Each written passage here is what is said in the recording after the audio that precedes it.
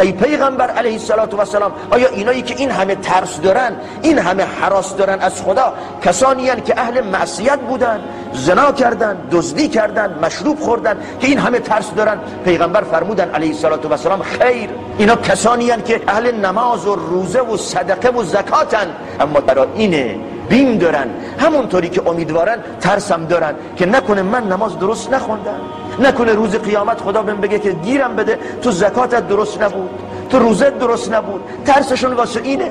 پس مؤمن هم امیدوار است به رحمت الله جل شأنه، توبه میکند، امیدوار به قبولیتشه و بایستی امیدوار باشه، و از اون طرف ترس هم داره.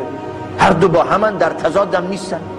و بالاخص وقتی انسان بیمار می شود، مریض می شود، سنش بالا می رود، بایستی امید او بر ترس او ترجیح پیدا بکند. امام نووی رحمه الله در ریاض الصالحین در باب خوف و رجا این قضیه رو در مقدمه مطرح کرده. گفته که انسان بایستی ترس و امید داشته باشه، اما وقتی مریض شد دیگه حالا بایستی امیدش به خدا بیشتر باشه. چرا؟ چون از یه جهت ممکن حالا داره به سوی خدا میره و انسان مؤمن، در حدیث قدسی داریم پیغمبر علیه السلام از الله جل شأنه روایت میفرمایند که پروردگار فرموده انا عند ظن عبدی بی و انا معه اذا ذکرنی.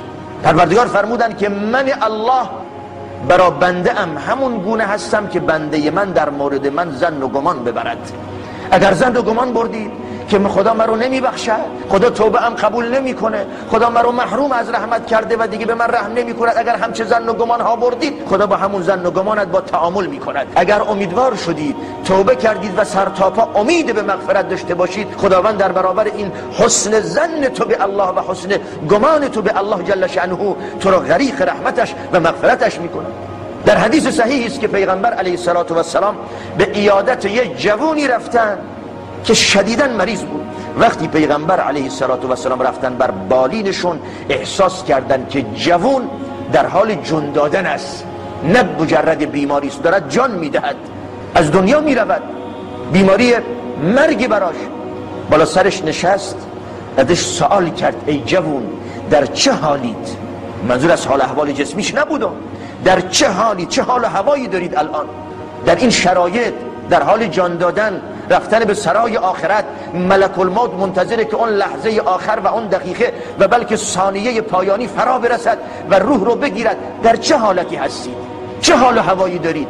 جوان جواب داد یا رسول الله صلی الله علیه و سلم، امیدوار به رحمت الله هم، اما از گناهام هم میترسم. پیامبر فرمودن علیه السلام لا یجتمعان فی قلب عبد فی مثل هذا الموطن الا اعطاه الله ما یرجو و امینه مما یخاف. در قلب هیچ بنده، البته بنده مؤمن و مسلمان، در هیچ قلب انسان و بنده خدایی این دوتا چیز، یعنی امید به رحمت خدا و ترس از عذاب خدا، اونم در یک چنین لحظه‌ای به وجود نمیاد مگر این که الله جل شأنه آنچه که این بنده بهش امیدوار است خدا بهش میدهد و از آنچه که میهراسد وی رو در امان قرار میدهد، یعنی وی رو مستحق بهش میکند و از جهنم نجاتش میدهد.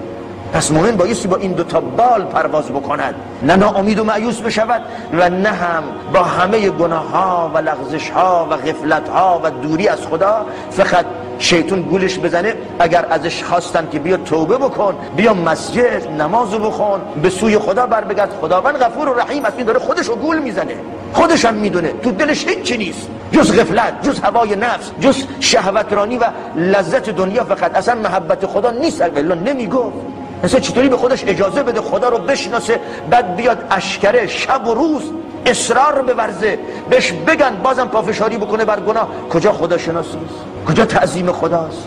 کجا محبت الله جل شأنه؟ ممکنه انسان قدمش بلغزه، اشتباه بکنه، گناه بکنه.